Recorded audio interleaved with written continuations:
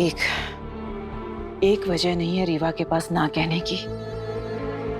उस ईशा के सामने मुझे शर्मिंदा कर दिया साहब। मुझे उससे ये उम्मीद नहीं थी। उम्मीद तो मुझे भी नहीं थी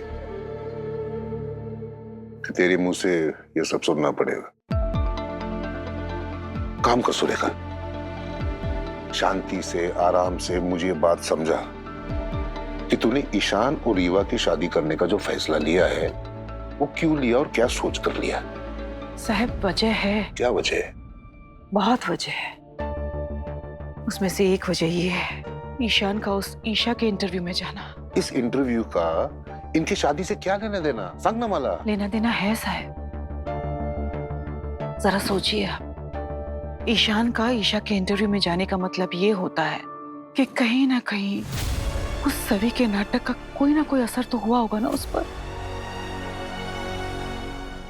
ईशान के दिलो दिमाग में अब ईशा का जादू चढ़ा हुआ है। वो सिर्फ उस इंटरव्यू में नहीं गया, उस इंटरव्यू में जाकर पूरे मीडिया के सामने उसने ये कहा कि उसे अपनी आई पर गर्व है। समझते ना तुम अला? और जब ईशा ने ईशान का हाथ पकड़ा तो ईशान ने वो हाथ झटका नहीं था।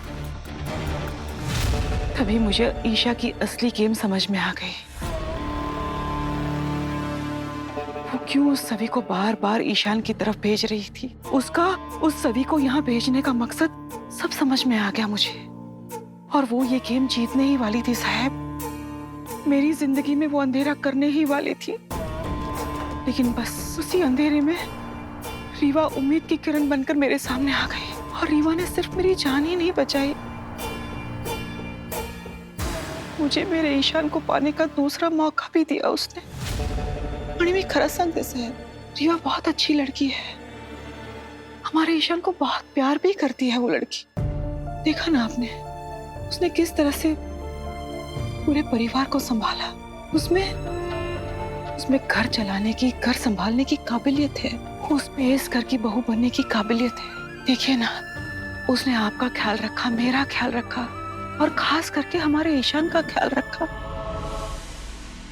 हाँ, मैं मानती हूँ कि शायद मेरा ये फैसला जल्दबाजी में लिया हुआ लगेगा, लेकिन मेरा फैसला हरगिज गलत नहीं है। रीवा हमारे ईशान से बहुत प्यार करती है, बेहद, दीवानों की तरह। अब वो हमारे ईशान को छोड़कर कहीं नहीं जाएगी से। और हमारा ईशान वो भी सिर्फ रीवा से प्यार करता है। और अगर वो खुश है तो मुझे और क्या चाहिए। समझ लो माला। इसीलिए मैंने ये फैसला लिया। लेकिन